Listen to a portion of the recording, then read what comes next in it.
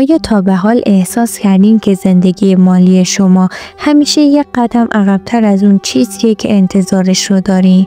آیا وقتی به آینده نگاه میکنین حس میکنین زمان داره از دستتون میره؟ چیزی که هیچ مدرسه‌ای به شما یاد نمیده اینه: پول و ثروت واقعی فقط از سخت کار کردن به دست نمیاد. راز اصلی در تصمیم‌های کوچیک اما هوشمندانه و دیدگاه درست نسبت به زندگی مالیه. حالا تصور کنین اگر بتونین در همین چند دقیقه دید خودتون رو نسبت به پول و زمان تغییر بدید و شروع کنید به ساختن زندگی که همیشه آرزوشو داشتید. امروز قراره با هم رازهایی رو کشف کنین که سیستم آموزشی هیچ وقت به شما نگفته. رازهایی که میتونه مسیر مالی شما رو برای همیشه تغییر بده. درآمد فعال و غیر فعال. وقتی صحبت از پول میشه، بیشتر ما فقط یک مدل درآمد رو میشناسیم: درآمد فعال. همون پولی که در ازای زمان و انرژیمون دریافت میکنیم. حقوق ماهیانه، کار ساعتی یا دستمزدی که مستقیم با تلاش روزانمون گره خورده. مشکل کجاست؟ زمان محدوده. روز فقط 24 ساعت داره و بدن فقط تا جایی توان داره. شما نمیتونید بیشتر از ظرفیتتون کار کنید. پس درآمد فعال همیشه یک سقف داره. اما نوع دیگری از درآمد وجود داره که زندگی رو دگرگون میکنه: درآمد غیر فعال. پولی که حتی در خواب، در تعطیلات یا وقتی با خانواده‌تون هستین هم جریان داره، مثل اجاره یک ملک، سود سرمایه گذاری یا حتی فروش یک محصول دیجیتال ساده. به این فکر کنین اگه هر ماه بدون حضور شما پولی به حسابتون واریز بشه، زندگی شما چه شکلی خواهد شد؟ هنوز با استرس از خواب بیدار میشید یا برای اولین بار طعم آزادی واقعی مالی رو میچشید؟ سرمایه گذاری هوشمند. پس انداز کردن قدم اوله، اما کافی نیست. پولی که گوشه‌ای بمونه هر روز ارزشش کمتر میشه. برای ساخت ثروت باید یاد بگیریم چجوری پولمون رو به کار بگیریم. راه‌های زیادی وجود داره، مثل سرمایه گذاری در سهام و صندوق‌ها، خرید ملک یا ایجاد یک کسب و کار آنلاین.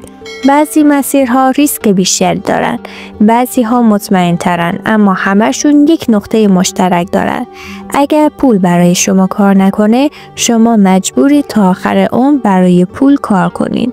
یک نفر رو تصور کنید که با سرمایه کوچیک شروع کرده، شاید تنها 10 میلیون تومان. اون به جای خرج کردن اونو در مسیر درست قرار داده. 5 سال بعد نه تنها درآمدش چند برابر شده، بلکه چیزی ارزشمندتر به دست آورده: زمان آزاد. مدیریت هزینه‌ها. اما این تمام ماجرا نیست. حتی اگه درآمدتون هم بالا باشه، اگر مدیریت خرج رو بلد نباشین، همه چیز مثل آب از میان انگشتانتون میره.